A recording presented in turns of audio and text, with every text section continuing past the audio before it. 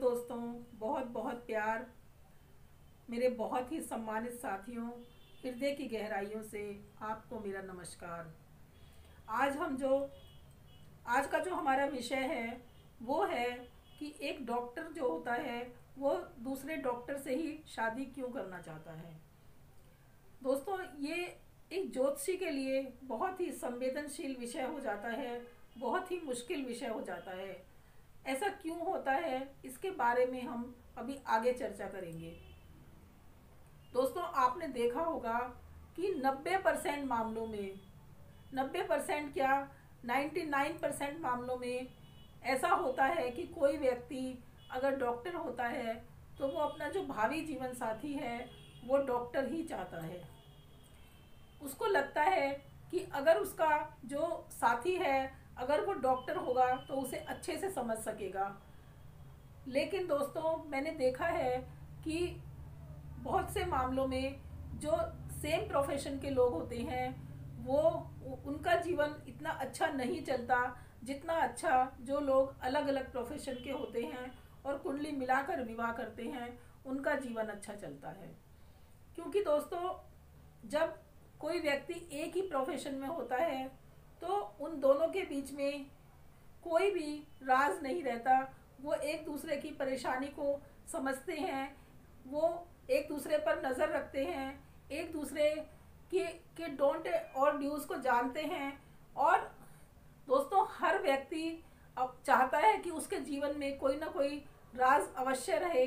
वो हर बात अपने अपने जीवन साथी को नहीं बता सकता।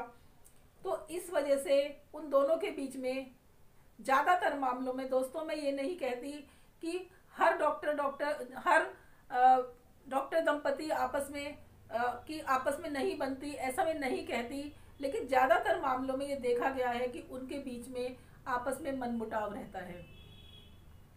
दोस्तों, कुछ जो पढ़े लिखे होते हैं, डॉक्टर बन जाते हैं, वो ये सोचते हैं कि हमने डॉक्टरी पर बहुत पैसा खर्च किया है, अगर सेम प्रोफेशन की कोई डॉक्टर आएगी तो या डॉक्टर आएगा तो हम दोनों मिलकर एक कोई अच्छा क्लिनिक खोल सकते हैं या कोई अच्छा बिजनेस कर सकते हैं जिससे कि हमें अच्छी एक मोटी आमदनी होगी।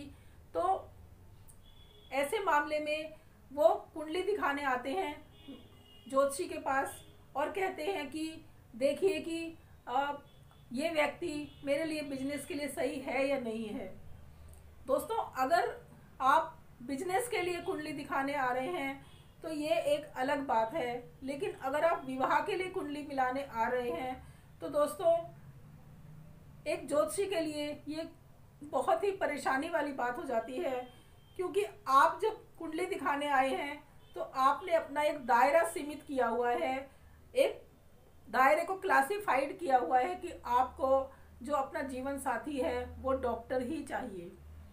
दोस्तों, कई मामलों में किसी भी डॉक्टर के साथ किसी डॉक्टर की कुंडली नहीं मिलती तो वो ऐसे में ज्योतिषी से कहते हैं कि कोई ऐसा उपाय बताइए कि जिससे कि हमारी आपस में अंडरस्टैंडिंग अच्छी रहे और हमारा जीवन अच्छा रहे।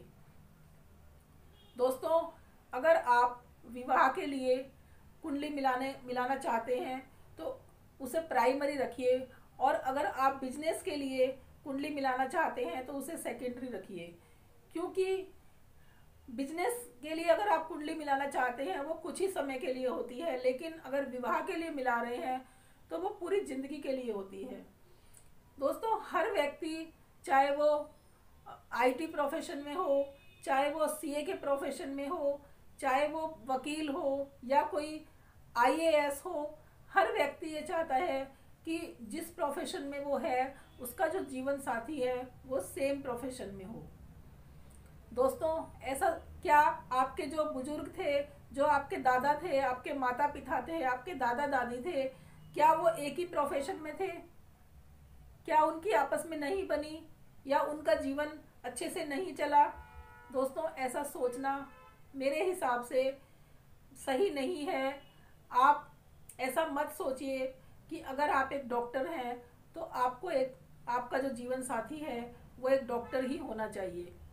दोस्तों, सबसे पहले हमें अपनी कुंडली का मिलान करना चाहिए। अगर हमारी कुंडली किसी डॉक्टर से नहीं मिल रही है तो हमें अपने गैर प्रोफेशन में ही विवाह करना चाहिए।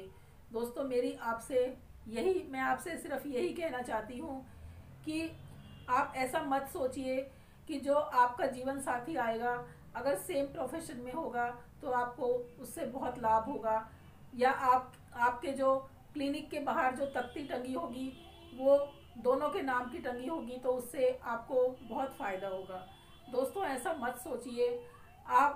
मैं आपसे सिर्फ यही कहना चाहती हूँ कि आप अपना जो विवाह है वो कुंडली मिलाकर करिए, क्योंकि कुंडली मिलान करने से हमें पता लग जाता है कि ये व्यक्ति हमारे लिए सही है। सिर्फ हमें यही नहीं सोचना चाहिए कि हम डॉक्टर हैं तो हमें डॉक्टर ही चाहिए। दोस्तों इसी के साथ मैं ये वीडियो आज यहीं समाप्त करती हूँ। अगर आपको ये वीडियो पसंद आई हो तो इसे लाइक ज़रूर कीजिए, और अगर आपने अभी तक मेरा चैनल सब्सक्राइब नहीं किया है तो उसे सब्सक्राइब ज़रूर कीजिए।